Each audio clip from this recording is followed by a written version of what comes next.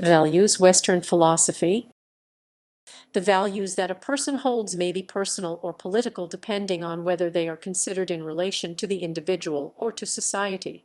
Apart from moral virtue, examples of personal values include friendship, knowledge, beauty, etc., and examples of political values, justice, equality, and liberty. This article will outline some current ideas relating to the first group, personal values. It will begin by looking at the kinds of thing that have value and finish with a look at some of the theories that attempt to describe what value is. Reference will be made solely to Western sources, although it is recognized that many, if not all, of the values discussed may be universal. Introduction. It is only in the last 100 years or so that the subject of value has become a subject of study in its own right, though the subject builds on the work of such earlier thinkers as Plato, Immanuel Kant, and Jeremy Bentham. A new field of inquiry called axiology, from the Greek axios meaning worth, defined as the philosophical study of goodness or value, began to emerge at around the beginning of the 20th century, and its significance lay in extending the scope of the term value into fields other than traditional ethics. R. H. Lotze, F. Brentano, and G. E. Moore have been cited as early proponents of the subject, and to Moore is attributed the important distinction made between intrinsic and instrumental value, that is, between things that have value in themselves and things that might lead to something of value. Examples of recent articles which introduce the subject include Mark Schroeder's Value Theory, Eleanor Mason's Value Pluralism, and Michael Zimmerman's Intrinsic and Extrinsic Value. Schroeder defines axiology as being primarily concerned with classifying what things are good, and in accepting that there might be a number of things that can be valued or called good, he asks, is there, underlying these, just one, or is there more than one fundamental intrinsic value? Mason outlines two ways in which values have been considered in relation to one another. The first is called monist, which maintains that there is just one intrinsic value to which all other values are auxiliary, and the second is called pluralist, which maintains that there are many kinds of value and that the most important of these are irreducible to one another. Typical of the first school were the utilitarians, such as Jeremy Bentham, who thought that all the values that a person might hold could be reduced to a desire for happiness or pleasure. Immanuel Kant, too, has been described as a monist in saying that the only good in itself lies in possessing a good will. Regarding those holding pluralist views, Zimmerman, in his book The Nature of Intrinsic Value 2012, gives some examples of more recent philosophers with lists of the kinds of thing that they thought had value. Brentano, 1889. Pleasure, happiness, love, knowledge, beauty, proportion, intention, exercise, virtue. Moore, 1908. Aesthetic. It will be useful to discuss these in the following groups. 1. Beauty, harmony, proportion, aesthetic experience. 2. Moral disposition, virtue, pleasure, happiness, contentment. 3. Truth, knowledge, understanding, wisdom, honor, esteem. 4. Life, health, strength, peace, security, security, security, security, security, security, peace, security, security, security, security, security. 5. Love, affection, friendship, cooperation. 6. Power, achievement, freedom, adventure, novelty, novelty, novelty, novelty, novelty, novelty, novelty, novelty, novelty, novelty. Frankina, in formulating his list, builds on what he called the classical triad of beauty, goodness, and truth, and headings similar to these terms can be used to introduce a primary set of values as follows. Primary values. Aesthetic values. Frankina, in his list of values, groups beauty with harmony, proportion, and aesthetic experience. There are many different kinds of value that can be included in this category, and Frankina himself distinguishes between harmony and proportion in objects contemplated and harmony and proportion in one's own life.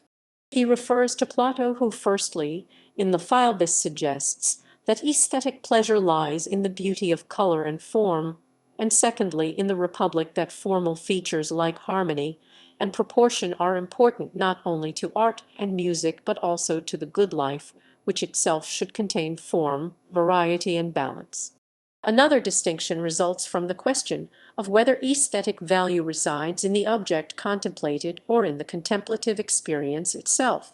James Shelley, in his article The Concept of the Aesthetic, notes that the term aesthetic, in deriving from the Greek aesthesis, which means perception or awareness, tends towards the latter interpretation. George Dickey, in his book Art and the Aesthetic, charts the development of awareness and consciousness in their growing importance to aesthetic theory, and Zimmerman refers to G.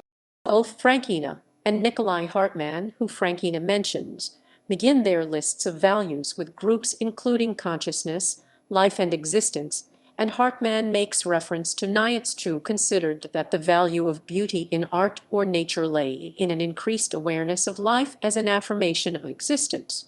Shelley describes another concept apart from immediacy or focusing one's attention on the subject, and this is the concept of disinterestedness, a Kantian term which consists in looking at things objectively and impartially.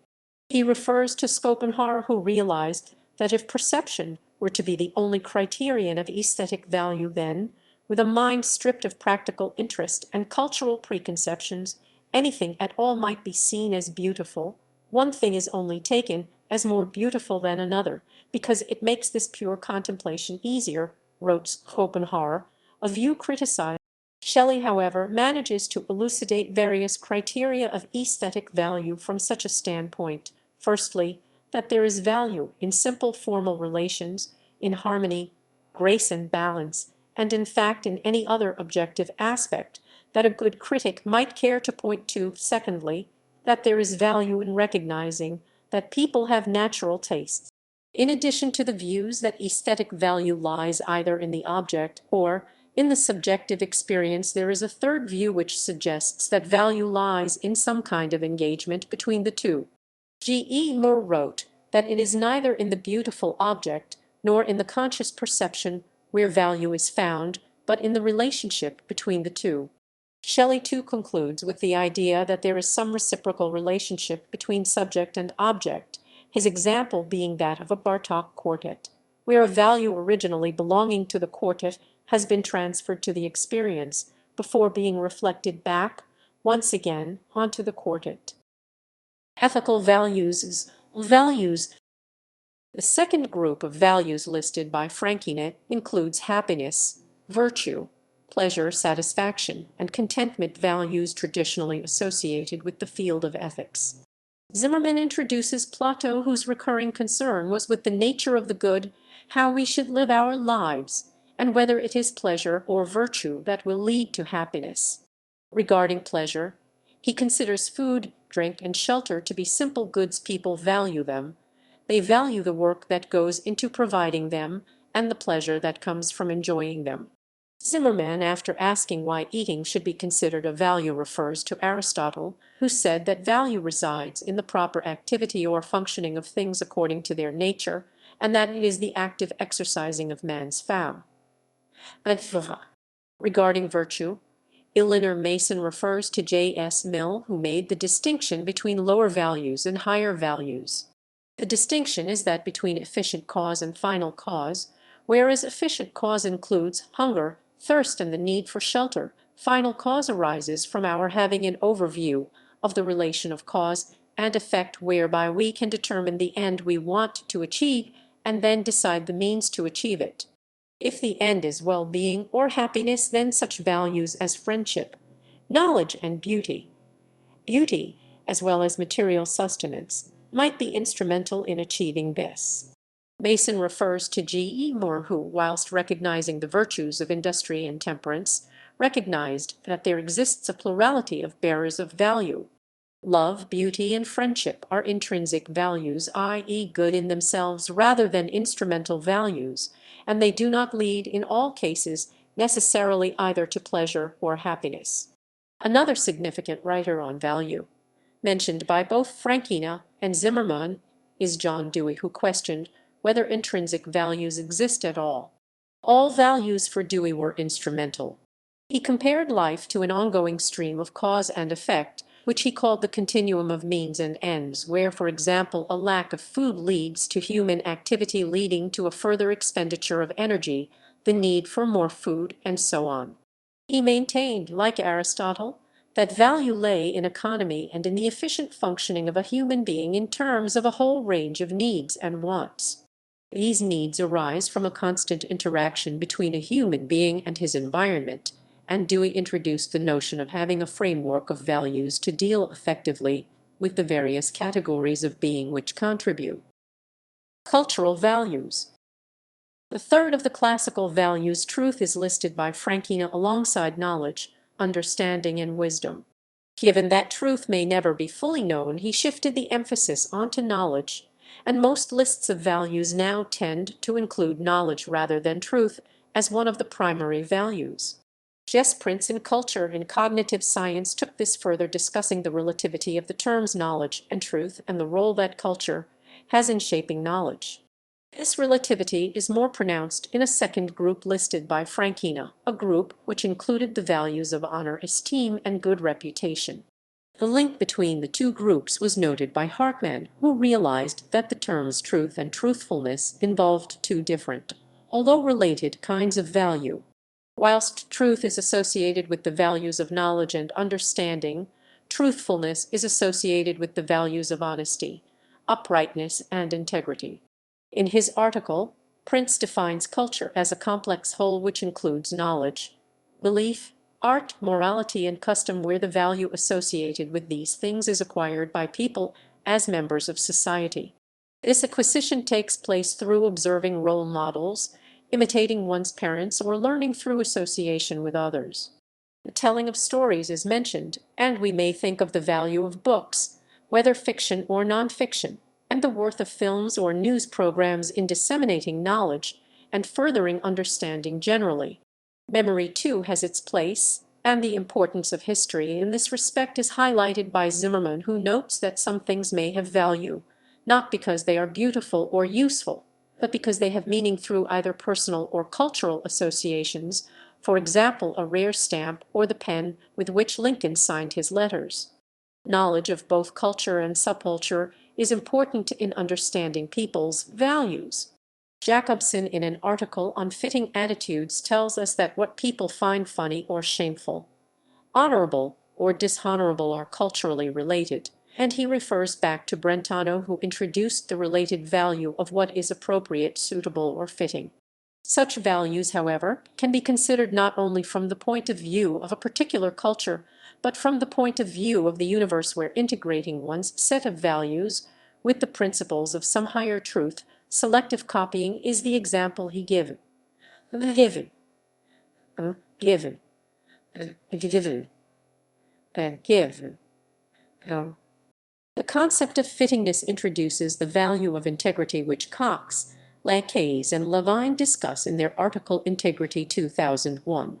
The concept is defined in terms of the relation between the different aspects of one's life, aesthetic, social, intellectual, etc., and in maintaining some sort of balance between them to give a sense of unity or wholeness. Views on integrity range from the practical requirements of honesty and truthfulness on the one hand, where Aristotle could write, with a true view all the data harmonize, and with a false view the facts soon clash, to more general approaches regarding meaning and identity, or wisdom and self-knowledge. Secondary values. The end of the 19th and the beginning of the 20th centuries saw an expansion in the number of values over and above the classical or primary values of beauty, goodness, and truth. Some, like love, friendship, and affection, clearly come from the Christian tradition and were discussed by philosophers like Moore and Brentano. A more complex group revolving around concepts such as power, spirit, and the will were introduced as values by Brentano and Hartman, and owe as much to the thoughts of Kant and Schopenhauer as they do to Christianity. The emergence of a third group of values can be seen as a result of the expansion of the field away from traditional ethics, and in this group there begin to appear more material values, what Plato called the goods of the body, such as life, health, and strength, in the lists of Hartman and Frankina. Some early attempts were made at compiling a longer set of values, and three of these can be mentioned here. R. B. Perry, referred to by Frankina, and whose work The General Theory of Value 1926 was called the magnum opus of the new approach by the Encyclopaedia Britannica, increased the total number of categories by adding to the fields of aesthetics, ethics, and knowledge the three further fields of religion, economics, and politics. An earlier work. These early links between philosophy and psychology have been discussed by C.B. Miller in his article entitled Empirical Approaches to Moral Character, and this concluded with a look at the work of Peterson and Seligman. Their classification of values, values in action or VIA, arose from an empirical survey of virtues taken from around the world, which led to a six-fold classification, similar to the above, and comprising transcendence, temperance, wisdom, justice, humanity, and courage. Miller suggested, however, that no valid reason has been discovered as to why there should be six categories. Regarding the content of these additional categories, it is clear that their representative values differ according to who is compiling the list. One theory suggests that if the first three categories represent the cognitive or classical tradition, then the additional categories represent the non-cognitive, the sentimental or emotivist tradition where neither the cognitive nor the non-cognitive necessarily takes primacy.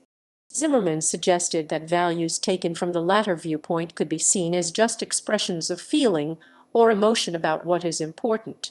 A.M. Taylor, in her paper Investigation into Facts and Values 1983, suggested that there was a fundamental difference between values based on analytical understanding and values based on synthetic or holistic understanding. The older values taken from the aesthetic, moral, and scientific spheres were not enough, and new categories would be required to include such concepts as creativity, feeling, and innovation. Jacobson also introduced a distinction between cognitive and non-cognitive values, and among the values derived from feeling or sentiment, he included those of being prideworthy, shameful, funny, and fearsome. He mentioned David Hume in this respect, who had used the three headings of pride and humility, love and hatred, and will and the direct passions in the second volume of his Treatise of Human Nature, and it will be useful to look at the second group of values in this order. Material values. Frankina's list of values begins with a group that contains life, health, and strength, and in this he closely follows Hartmann. Material goods were discussed by Hartmann in the introductory section of his book, The Realm of Ethical Values 1926, in relation to wealth and economics. Frankina mentions Plato, who had referred to wealth, health, and strength as goods of the body. Regarding wealth, Frankina, in a discussion of money, cars, and other material possessions, suggested that its value might be either instrumental or contributory, the latter term being defined in terms of things that are good because they contribute to a good life or are parts of it. Money for a miser becomes part of his happiness, just as clothes, house, or land may be a part of happiness for somebody else. Jacobson introduced the value of being pride-worthy, and he mentioned David Hume, who had noted that people take pride in such external advantages as a country, family, children, gardens, houses, dogs, and clothes. Eleanor Mason mentioned the practical wisdom of Aristotle, who saw wealth as a matter of prudence, and who advised people to value and not to neglect what belongs to them. Health, on the other hand, in relation to the body and the mind, is usually thought of as an intrinsic value. Frankina, for example, wrote that we desire health for its own sake, and Zimmerman wrote that being healthy is just a good way to be. The value that we ascribe to life itself and the value of just being have been mentioned previously, but it was Hartmann who reintroduced the notion from earlier German philosophy that being has a complementary category, namely that of becoming. Everything is subject to change over time. In relation to this, Mason referred to Immanuel Kant, one of whose principal values lay in duty, particularly, in this respect, duty to self and looking after the basic stuff through physical exercise and maintenance. Plato had also thought that the right way of living lay in medicine, bathing and exercise, but Kant added to this idea by saying that value also lay in self-improvement through the cultivation of any natural talents and gifts of fortune that a person might possess. James Griffin, in his book on Well-being 1986, similarly introduced the value of accomplishment and how, in Aristotle's terminology, we might grow and flourish in other ways. Communal values. To the classical triad of beauty, goodness, and truth, various philosophers in the 20th century began to add values from another large family, that of, in Frankina's words, love, friendship, mutual affection, and cooperation. G.E. Moore added love to the values of beauty, moral quality, and knowledge, and Jacobson added friendship. Moore, in reflecting Christianity's emphasis on the importance of love, suggested that the love of love is by far the most valuable good we know, more complicated than beauty, more complicated than knowledge. Both Frankina and Zimmerman mentioned Plato, who had outlined various kinds of love in the Symposium, and who had described sympatheia or coffection as filling men with affection, kindness, and friendship. For Plato, the soul was the seat of love and the affections, and its value lay in recognizing the community of feeling among mankind. Jacobson referred to David Hume, who similarly linked love with sympathy, the latter feeling arising from the great resemblance among human creatures. On a more practical level, Bernard Gert, in his work on the definition of morality 2002, introduced the notion of loyalty as a factor in establishing a sense of community among family and kinship groups. Regarding wider society, Gert mentioned Kant, who distinguished between the values of not harming other people on the one hand and performing positive, charitable acts on the other. Zimmerman also mentioned Kant and his view that the only thing that is good without qualification is goodwill or benevolence. Kant had defined friendship as the coming together of two persons through mutual love, each partaking and sharing their lives in a sympathetic manner. He also introduced the concept of respect, by which he meant keeping an appropriate distance from others within the community, and he talked of community itself in terms of being able to communicate, to perfect social intercourse, and to cultivate a disposition of. Communication was introduced as a separate value by Perry, and Hartmann, after working through the primary values, introduced a second group, which included not only brotherly love but also social intercourse. Frankina introduced Aquinas, who had stressed the value of communication in human relationships, saying that there are close parallels between the communication of words and that between lover and beloved. Gert too realized that there was value in interpersonal interaction, but queried how such a value could apply in the absence of other people, for example, on a desert island. Frankina answered the question by widening the scope of love to include love of, or communion with God, animals, nature, and the environment. Spiritual values. Towards the end of his list, Frankina included the values of power and achievement, freedom, adventure, and novelty. Regarding freedom, he introduced Schopenhauer, who saw life as a continuous engagement with the realm of strife, a struggle against desire and the primal will, where the only moments of freedom that a person may have lay in art, music, and spiritual contemplation. Strength and freedom of the will were values for Hartmann too, and also for Kant, who, as Zimmerman noted, saw such freedom lying in the absence of coercion either from external agencies or from internal sensuous impulses. These latter included emotions such as desire, fear, hope, and anger, whose value or power lay, according to Aristotle, in moving a person either towards or away from some perceived object. Griffin distinguished between desire itself and informed desire, where the value of the latter lay in stirring the mind, not involuntarily through emotion and natural inclination, but through the voluntary power of the will. Attitudes can be controlled through strength of mind, courage, and self-discipline, and corrected, according to Brentano, through an informed choice about what is right, fitting, or appropriate. Frankina recorded that his list included all the things that Hartmann mentions, but it is notable that Hartmann completed his list with what he called spiritual goods, such as love of the remote and, in a Nietzschean phrase, radiant virtue. Love of the remote referred to either love of the wilderness or love of God, but Michael Stocker, in Plural and Conflicting Values 1990, suggested that value lay more, as Plato had said, not in love but in the contemplation of God or of what is good. He who proceeds aright, said Plato, should begin in youth to visit beautiful places. In the Jewish tradition, it was not so much the sea that bestowed strength, but the hills, and Griffin referred to those who value mountains for the excitement or the sublimity that they might afford.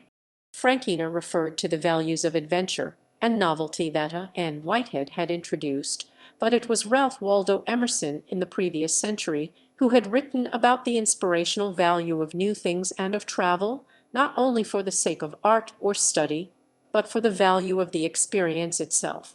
Hartmann suggested that it might be a great work of art such as a cathedral or a piece of music that might be inspiring, and he mentioned Nietzsche, who wrote regarding art, "What does all art do? Does it not select? Does it not highlight? By doing these art strengthens certain values. It is the great stimulus of life." Alternatively, it might be humor that lifts the spirits, and Jacobson discusses the value that different kinds of humor, such as being funny or being amusing, might merit. Theories of value. Various theories have been put forward in the West to try and define what a value is, as opposed to saying what kinds of value a thing may have. There are generally held to be three kinds of theory at present that attempt to answer the question of what a value is, and these have been borrowed from the field of ethics. Each group of theories tends to concentrate on different aspects of the subject, so that if ethics can be defined as, say, the principles governing the conduct of a person, then the first group of theories, ontology and deontology, looks at the principles themselves. The second group of theories, teleology and consequentialism, looks at the aims and outcomes of conduct. Ontology and deontology. Ontology, from the Greek ontos, meaning being or that which is that branch of metaphysics which deals with being, and particularly in relation to value theory, with the ontological categories or plain categories of being. Zimmerman mentions G.E. Moore, who pointed out that before discussing what we ought to value, we should consider the possibility that anything that exists might be of value to somebody. If we recognize that anything whatever may be good, we start with a much more open mind.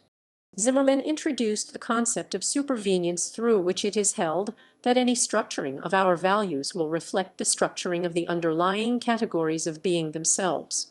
Kant is mentioned by Zimmerman in this respect, and also Christine Korsgaard, who, drawing on Kant's distinction between things in themselves and the relation between things, draws a similar distinction between intrinsic values, values in virtue of non-relational properties, and extrinsic values, values in virtue of relational properties. Regarding the former, an impasse is reached when all that can be said of intrinsic values is, in Moore's words, that goodness just is, or in Zimmerman's words, that pleasure just is. This has led to some, like Monroe Beardsley, to say that only extrinsic values in the final analysis exist.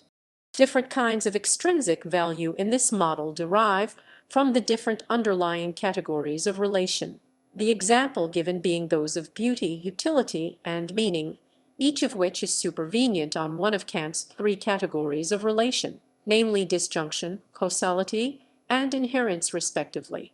Deontology, on the other hand, from the Greek dion, meaning duty, is the branch of ethics that bases value on moral principles, which in turn form a guide to knowing what ought to be done in various situations. The problem in philosophy of moving from an is to an ought, the is ought problem, is said to have been introduced into philosophy by David Hume. Richmond Campbell, in discussing this, asks how one might move from a knowledge of what exists, i.e., from a whole range of possible values, to a knowledge of which, among these, one ought to value. Given that a small number of core moral values are espoused universally, the answer would appear to lie in giving priority to those which do not conflict. Frankina suggested that these moral principles are derived from three main sources: the prevailing moral rules of a culture, divine revelation as found in the holy texts, and logical or metaphysical deduction. Kant's categorical imperative is given as an example of the latter, although Frankina pointed out that a distinction would need to be made between arguments of logical necessity, i.e. those which contain no contradictions, and arguments of logical sufficiency which would be needed to account for the various kinds of value, whether aesthetic, prudential, or logical. Teleology and Consequentialism. Mark Schroeder, in his article on value theory, considers consequentialism to be under the umbrella of teleology, where the latter can be defined as that branch of metaphysics which deals with the final end or purpose of things, the Greek telos meaning the end or purpose of an action. According to this group of theories, things are instrumentally valuable, which help to achieve either specific or general ends, and underlying this, Schroeder tells us, is the relation of cause and effect. Frankina defined instrumental value as that which is good or useful for some purpose, and he referred to Aristotle, who, besides defining different kinds of cause, defined the good as that at which all things aim. If, for example, the aim is to live a good life, those things will be good or valuable, which constitute the means for achieving such an end. However, what is good for a specific person and what is good for the world as a whole are two different things, and are reflected, according to Schroeder, in the ideas of egoism and consequentialism respectively. Regarding the latter, Zimmerman writes that a value is good because of a perceived final end in which all the consequences taken as a whole are good. Regarding the end at which people aim, Bentham, according to Eleanor Mason, thought that the sole end was that of pleasure, and that all other values such as beauty, friendship, knowledge, etc., could be measured in accordance with the quantity of pleasure which each might afford. John Stuart Mill suggested that there were lower and higher pleasures, and that these were fundamentally incommensurable. He went on to question, like Plato, whether the values of pleasure or satisfaction were in fact the ends at which intelligent people should aim. Mason also refers to James Griffin, who was of the opinion that well-being was a better name for such an end, and which he saw in terms of flourishing or a maximization of life in all its aspects. A balancing of elements is required whereby those activities which we value for well-being, such as work, rest, love, solitude, health, accomplishment, etc., should be considered in various combinations in order to afford a framework or a plan of life for ourselves. This way of thinking was called by Elizabeth Anderson, in her article on John Dewey, objective list theory, as opposed to theories like Bentham's based on pleasure, or those of Dewey based on informed desire. Dewey rejected the notion of a final end, arguing instead that the value of means and ends are reciprocally determined.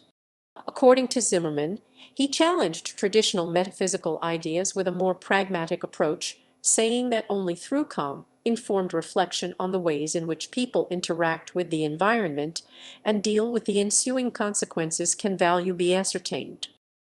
Virtue ethics and fitting attitude theory. Mason, in her article on value pluralism, introduces virtue ethics as a third way of thinking about the subject of value and describes it as being based on how a person should be rather than what a person should do.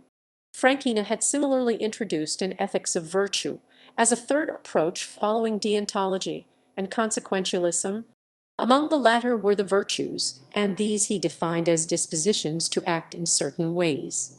Regarding the virtues, we can either value them in their own right, or we can ask whether they tell us something about the nature of value itself. Hursthouse and Pettigrew deal with the first of these options in their article on virtue ethics, asking questions like how many virtues are there and how do they relate to each other. C.B. Miller, on the other hand, in his article on moral character, points to recent work which suggests that the categories used to structure the virtues are the same as those that can be used to structure values. The 6 core virtues listed by Peterson and Seligman have been found to be useful, for example, in the structuring of values, in their values in action or VAI. One of the similarities between virtue theory and fitting attitude theory is that they both approach the subject of value through an emphasis on the agent. They are agent-centered rather than act-centered theories, but whereas virtues are defined purely as a disposition to act, fitting attitude theory embraces the act as well within its field of consideration. Roderick Kishom, in his book, Brentano and Intrinsic Value 1986 suggested that value lies, for example, not just in virtue, but in individuals acting virtuously, or not just in pleasure, but in individuals experiencing pleasure. However, just as there is conceived to be a necessary interaction between the agent and the environment, so there is, in other circumstances, a necessary engagement between the agent and an object. Jacobson, in his article on fitting attitude theory, suggests that there is a reciprocity between facts about human nature and facts about the object, and that to be valuable requires either that one's feelings are adequate to the object, or that the object is fitting in respect of some particular attitude. The concept of fittingness, or what might fit together, is extended references